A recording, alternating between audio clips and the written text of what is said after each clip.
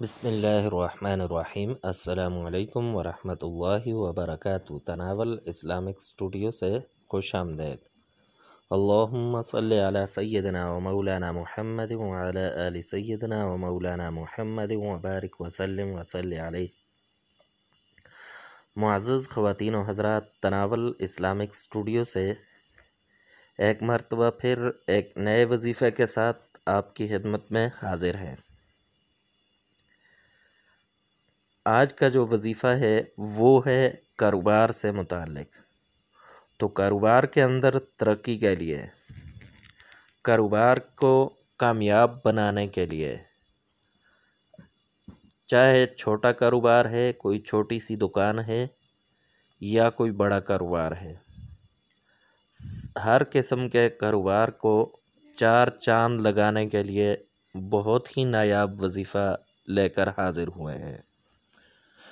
تو وظیفے سے پہلے اس بات کو یقینی بنائیں کہ حلال کھائیں، رزق حلال، اور ساتھ ساتھ نماز کی پابندی لازمی کریں۔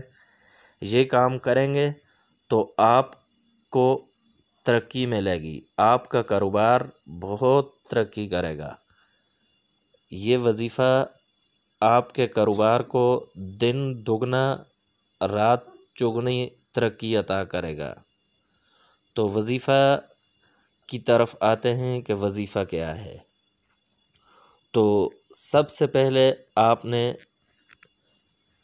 صبح کے وقت نماز کے بعد 7 مرتبہ درود شریف پڑھنا ہے، درود ابراہیمی، اور اس کے بعد 101 مرتبہ یہ سورت پڑھنی ہے، سورۃ النصر۔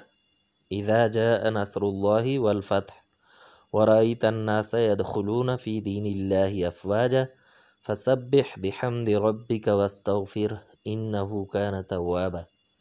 یہ سورت 101 مرتبہ پڑھنی ہے، اور آخر میں پھر 7 مرتبہ درود ابراہیمی پڑھنا ہے۔